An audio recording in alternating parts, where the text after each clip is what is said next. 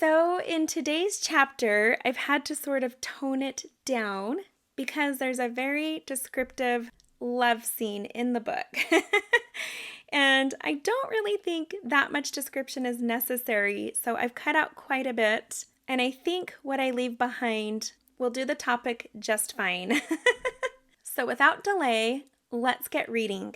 Chapter 10. Uncle William had been sent to southern Utah on church duties and knew nothing of his brother's death until his return, which was the day of the wedding, about an hour after the ceremony had been performed.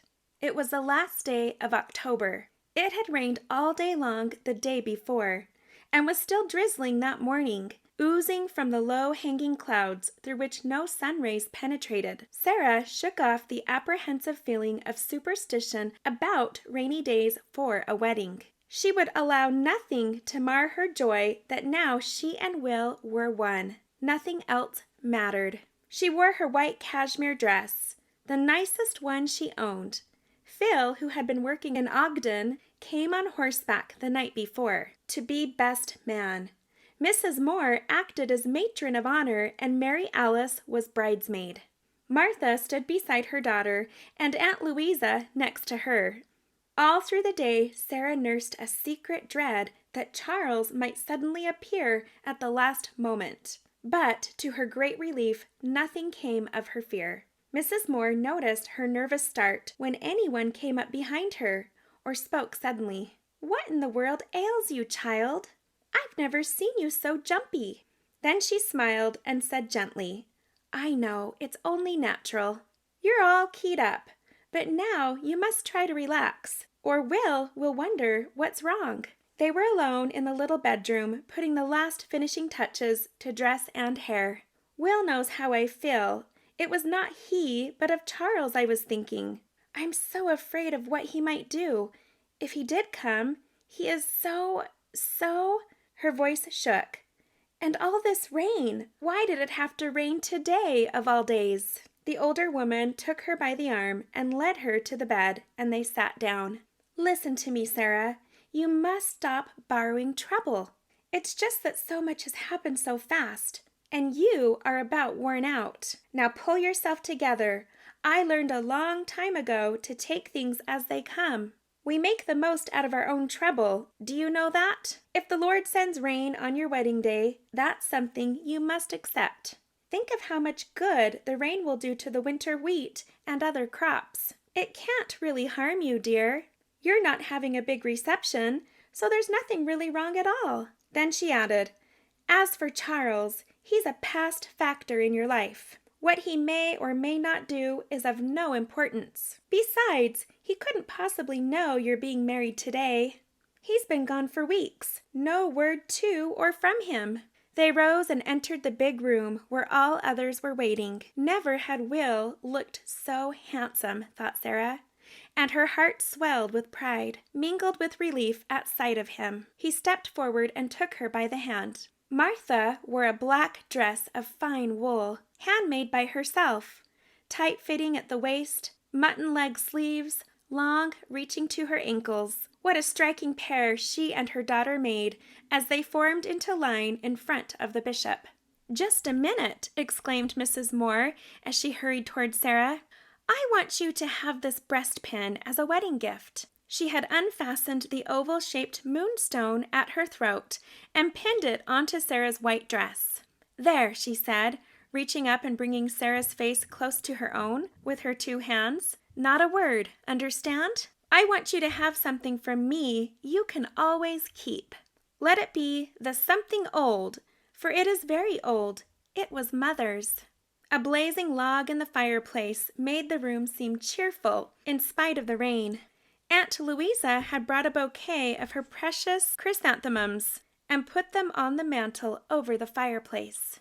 Sarah was surprised to see how Phil had changed from a thin, angular lad to a sun-tanned, well-proportioned young man. Looking into his face, she knew, by the quick, shy, little boy grin he gave her, that inwardly he had not changed. Taking him by the hand, she said, "I'm so glad you could come, Phil. The honor is all mine. taking her hand with diffident pleasure. "Are we ready to begin?" asked the bishop. "We are," answered Will. He wore an English tailored suit of black broadcloth, white cambric shirt, and black cravat. These he had brought from England, little dreaming they would serve as his wedding outfit. "Will, take Sarah by the hand," the bishop was speaking. Sarah forgot the rain outside, the other people in the room, even her fear of Charles, as she looked into the strong, handsome features, full of love and devotion as Will's eyes met hers. The bishop opened his Bible and began the ceremony. It was over in less than 5 minutes. Mrs. Moore and Phil signed the papers as witnesses. Then everyone began talking at once, kissing the bride, congratulating the couple, wishing them well, in a deluge of subdued excitement. Martha, struggling somewhat unsuccessfully with her tears, escaped into the kitchen. She donned an apron and began laying out food and dishes, being most careful not to make any clattering noise as she worked.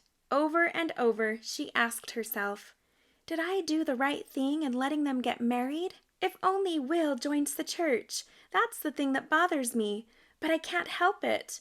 I've done the best I knew how." "Looks like you could use a little help in here." It was Mrs. Moore as she came into the kitchen. "Everything's ready to put on the table," Martha answered. "I'll feed Carrie in here if you'll help them get started. I thought a cold supper would be best. I'll find everything. You get the child to bed, and by that time everything will be ready," adding, "My, that cold meat looks good, and fresh home-baked bread, a real feast, and with homemade mustard. What could taste better? I just hope there's enough." "It will be, don't worry. I made them a wedding cake, a small one. It's on the top shelf in the cupboard if you'd like to cut it. It'll have to serve as dessert, I guess." "Oh no, we must have the bride do that. That's part of the fun of getting married." She climbed on a chair as she spoke and carefully lifted the single-layer, unfrosted, yet fragrant-smelling cake down from the shelf. "My, but that smells delicious. You could make cakes and sell them for a living, if you had the right ingredients, sugar, flour, fruits. Oh my, anyhow, that's a perfect cake if I ever saw one." Martha's forlorn face brightened at the unexpected praise. "I was lucky to have a few raisins and spice for it," she answered. The supper table was beautiful in its pioneer simplicity. Snow-white cloth, willow-blue china, brought all the way from the Isle of Man. These treasures had been wrapped and stored in the bottom of her huge chest, and were brought forth for the first time since arriving in the city. Aunt Louisa was responsible for the 2 tall white candles in polished silver candlesticks. She had made the candles herself back in Nauvoo. There, wax and tallow were plentiful on their little farm on the banks of the great Mississippi. As the little group sat down to eat, Aunt Louisa said, "To my way of thinking, this has been a very lovely wedding. No pomp nor fuss, but simple and quiet, just as it should be. Sarah, you are a very beautiful bride. You deserve the best, and I wish the 2 of you a lifetime of joy and happiness." "That's a toast," laughed Mrs. Moore. "Now here's to the 2 of you." Will rose and said, smiling, "You must let me respond to that. To be a worthy husband to Sarah will require a lifetime of achievement on my part, and I want you all to know I am most proud to be given the opportunity. I thank you all for your kindness to me and for letting me become one of you." "We certainly could be taken for a typical Mormon family," joked Mrs. Moore, "gathered around the table this way with 5 women and 1 lone man. Except that 3 of the women are too old for so young a man," said Aunt Louisa, adding, "My William should be here, but you all know he hasn't yet returned from St. George. I expected him yesterday." "Usually it's the other way around. The women are young and the man is old," put in Mary Alice, adding, with a twinkle in her eye, "You'd better be careful just how you convert him, Sarah, or he may feel duty-bound as a full-fledged Mormon to look upon taking another wife as a solemn duty." "He'd better not," and by the tone of voice they knew she was not joking. Mrs. Moore turned to Martha. "Shall I bring in the cake now?" "Yes, please. I put the knife there by it." They all waited expectantly as she returned and set the cake in front of Sarah, at the same time handing her the knife, saying, "Will, place your hand over hers, and both make a wish as you cut the cake together. Don't make it aloud, or it won't come true." "I think we can do this better standing," decided Will, rising and drawing Sarah up with him. He placed his hand over hers, holding the knife. Their eyes met, only inches apart, as they silently made their wish. The knife sank with a smooth gliding motion as the blade disappeared down through the cake's center. "There, that's perfect!" exclaimed the widow. "Now I'll do the rest. It's just the first slice that's important." She took the knife and began cutting neat wedges, passing the first to Sarah, the next to Will, and on around the table until all were served. For a while they lingered. Even after the last morsel of cake was gone, conversation lagged. The sound of the rain dripping from the eaves mingled with the crackling of the log in the grate. Came the moment which Martha most dreaded, when she must watch her eldest go from her, a girl in her glorious maidenhood. So young, so pure, to begin a new life, taking upon herself the burdens of wifehood and motherhood. But for Sarah herself, there radiated only confidence and joy. She and Will were one. They belonged together. Nothing now was impossible. They were to live, for the time being, in the little one-room cabin Will had rented when first he arrived in the valley. During the past week they had spent much time cleaning, rearranging the little furniture they could get together, making it ready for their new home. As soon as they left the table, Will went to the door and looked out. "It stopped raining," he announced, "but it's just begun to snow." "I don't mind the snow at all," laughed Sarah. "Do you?" He covered the crown of her head with his hand in a light caress and smiled back at her as he shook his head. They went out into the snow-filled night together, Sarah wrapped in her black wool cape with hood attached. Their steps made no sound in the velvety white carpet that seemed to unroll before them as they walked, their feet making the first impression into its unmarred beauty. The gloom of the rain-soaked day was wiped out by the beauty of the first snowfall. It seemed a special benediction to the two lovers, heaven sent to compensate for the lack of denied sunshine earlier. The door of the cabin was not locked. Will put forth his hand, turned the knob, and the door swung inward. "Stand here a moment, sweetheart, while I make a light," he whispered. He struck a light and lighted the 2 candles on the table. Then, returning, he gathered her up in his arms and carried her over the threshold. It was the first time he had felt the full weight of her body in his arms. He set her down only long enough to close and bolt the door, then caught her to him in an exotic embrace. Nothing that had ever gone before, or that would ever come after, seemed to matter. They were suspended, as it were, between 2 worlds. The whole meaning of life was met and answered by it. Yet at the same moment, a pricking at the door of her heart sent a slight shudder through her frame. "What is it, darling?" he asked as he felt the tremor. Experience had taught him self-control. Her arms tightened about him as her mind whispered, "If only it were for time and eternity." But she thrust the thought from her.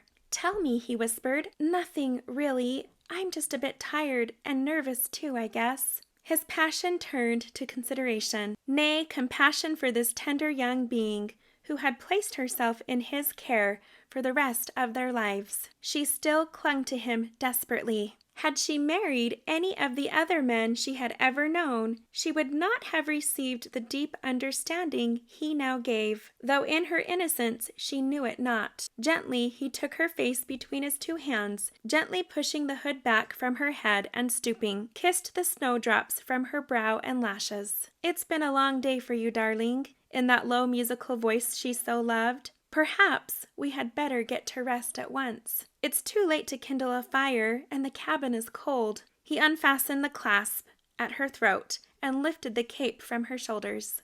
They disrobed in silence. Sarah slid the long white nightgown over her head and slipped into bed between the blankets that waited to receive her. That night she slept in his arms, and he molested her not, content in the thought that now she belonged to him. He could wait, for had he not everything to gain by so doing?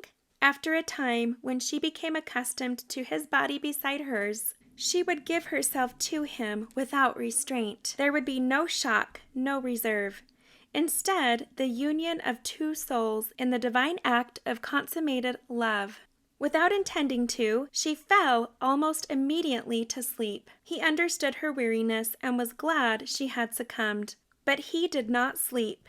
He gave himself up to the thoughts that filled his mind, taking each by turn, pursuing its conclusion. He thought of Sarah, of how they had met, and all that followed, of Charles, and how he had left without a word, only the ring to show how he felt, of his mother, her sacrifice to come to this country, of her death. Finally, toward morning, he too slept and dreamed. It was her voice. "Aren't you going to kiss me unless I ask you to?" As she rushed willingly into his arms that first day, thinking he was Charles. He awoke with a start, as though Charles were there, then assuring himself it's better for her as it is. For Charles is so unpredictable and inconsiderate at times. It really is best as it is. I will devote my life to caring for her. Nothing shall ever hurt her if I can help it. I love her with all that is in me to love. Her happiness is all that matters now. And again he slept. The weeks that followed were paradise for them both. To each other they referred to their new existence as our honeymoon in the cabin. Never had two people been more in love. Each found in the other the fulfillment of his every dream, hope, and desire. Will went away each morning to work, and returning each evening. During the day she was never idle, filling in the hours of his absence, sewing, cooking, cleaning. She measured his foot and knitted him a pair of wool socks. There was privation and hunger among the saints that winter, but Will, having more work than most, was able to care for himself and Sarah, even to help whenever possible with food for Martha and Carrie. Mrs. Moore and Mary Alice survived on what the widow made nursing, with help from Will when needed. With his own work and his team, he was in more demand, and being a good worker, he was seldom without a job of some kind. On Sunday he attended church with Sarah, listening, absorbing, sometimes wondering especially about the earnest testimonies of faithful members. They read together a great deal in the evenings. She did not urge him, convinced that in time he would see and understand as she did. She would not force the issue. They had the rest of their lives, she told herself. There was no real hurry. Will had become her rock of Gibraltar, the one indestructible force in her life. He was the center about which her existence revolved. Their love toward each other seemed to grow with each succeeding day. It was as though she was the harp and he was the master musician. There was never any hesitation nor fumbling in his love-making. Each was a complement to the other in their togetherness. When in afterlife she recalled those weeks of transported joy, she could never put into words what her true feelings had been. She tried once or twice, but there were just no words. "Call it madness if you like," she said. "It was like nothing else on earth, but I have never been saner than I was then, nor keener. But I know now, I know it was because I knew what few in this life are given to know. Perfect joy, every shade of meaning that word holds, I knew to the fullest degree. When they came together in that greatest of all human contacts, it was his, as well as her, first experience. So with the passing of time, their experience grew, as did their capacity for fuller and richer enjoyment of their consummated union. Sarah lived in this suspended state of joy without realizing that it could not last forever. Will was even more entrancing to her as husband than he had been as lover. By intuition, he seemed to divine what would please her most, and achieve it before she even realized what was taking place. She drank eagerly from the cup life pressed to her lips. Each day formed a complete cycle because Will was its center and its circumference. When Uncle William berated her soundly for flinging herself headlong into a marriage to an outsider, she quietly told him it was her business, not his. "But it is very much my business. I'm your natural guardian. When your father left for California, I promised I'd look after you. Will is my guardian now, Uncle, so there's nothing more to be said." He had come to their cabin the day after he returned, but Will had already left for work. Sarah met him at the door and cordially invited him in. She could tell by the color of his face and expression that he was angry and upset. She offered him a chair, but he waved it aside. "I'll say what I've come to say, standing," he exclaimed. "Young lady, you ought to be spanked within an inch of your life." He was clutching the back of the chair with both plump little fists. His goatee bristled stiffly on his lower lip, like misplaced porcupine quills on the quivering snout of an unsuspecting hound who had suddenly walked into trouble. She knew that beneath this brisk exterior her uncle sought to conceal his real feelings and affection for her, just as she had known all her life that he, being childless, had singled her out as his favorite. Any outward display of affection was beneath his dignity. All right for women, perhaps. Not for him. Men were different. She read the hurt in his eyes he could not hide. But nothing he could say would make the slightest difference. She was ready to defy anyone who tried to change her at this point. "I should take you back to your mother this instant and have this infernal marriage annulled," he exclaimed. "Mother gave her consent, Uncle. There isn't a thing you can do. Martha hasn't the stamina of a jackrabbit without John to back her up. Stop blaming Mother. I'm not blaming her. I know how self-willed you are, once you've made up your mind. But this is such a big thing, Sarah, such a vital step in the wrong direction. Surely you know that if he does not join the church, you will have no mate in the hereafter. You will be just a ministering angel to those more worthy." At his profound words, which she knew to be true, her face paled, but she stood her ground. Her lovely blue-gray eyes softened, and in them he read an entreaty for understanding. "Please, Uncle, don't be angry with me. Just wait till you know him as I do. You'll love him too, and he will join the church, I'm sure. He doesn't keep the word of wisdom, I know that. And you can't reform a man by marrying him, Sarah. He needs no reforming. He's a far better man than a good many Mormons I know. He smokes a pipe, but he can quit that. In fact, he's not smoked now for a week or more. He drinks tea, but that too he can give up. He's just as good and honorable as you are, Uncle, or even as my own dear father was. I see your love has made you blind. Then I'll stay blind as you see it. For as long as I live, I'll love him.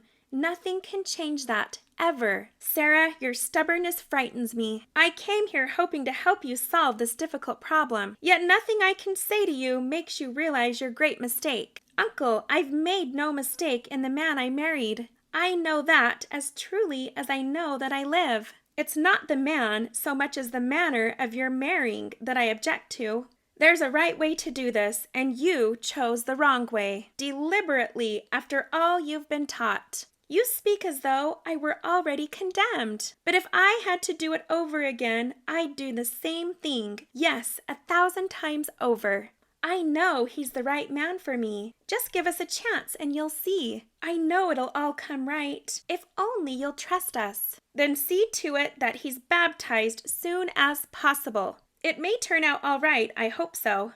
He reached into his pocket and wiped the sweat from his forehead. "If you build your house on the rock, it will not fall." Turning to leave, he added, "Never forget that where much is given, such as our gospel to us, much is expected." "Yes, Uncle." "I'll come and have a talk with the young man myself," he declared. "Oh, no, Uncle. Promise you'll do no such thing. Let him investigate and learn in his own way. You must not try to force him. He will come to you when he's ready for your help and advice." "But Sarah—" "I know what I'm saying.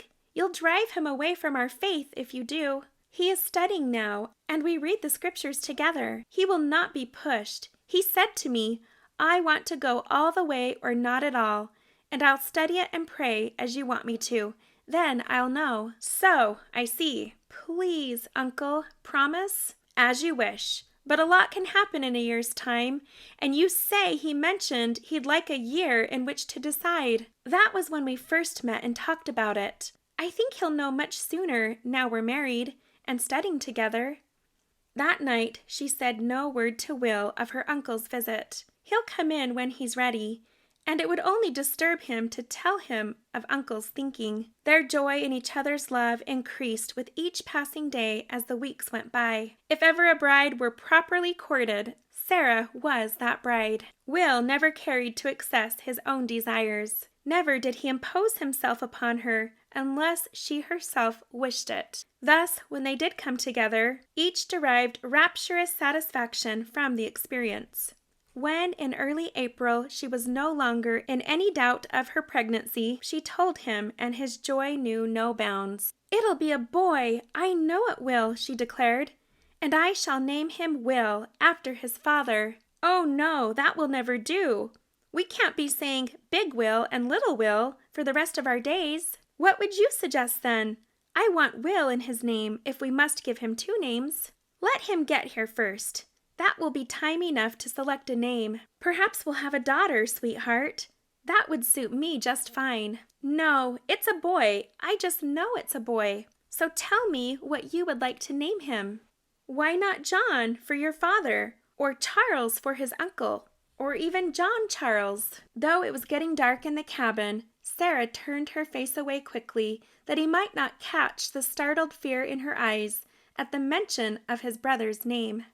They were sitting together on the low cot that had been Charles's. It still occupied the same place along the west wall as when its owner had slept in it the previous summer. It was always the same with her whenever his name was mentioned, though it seldom was. That feeling of uneasiness came over her. "I'd rather call him Will than any other name on earth," was all she said. A week later, while spending the afternoon with her mother and Mrs. Moore and Mary Alice at her mother's home, she decided to let them in on the secret. All four were seated around the table in Martha's living room, where they had just finished eating hot cookies and herb tea. Sarah leaned back in her chair. Without looking up, she prepared to explode her bombshell. "I have a surprise for you," she said. We're going to have a baby."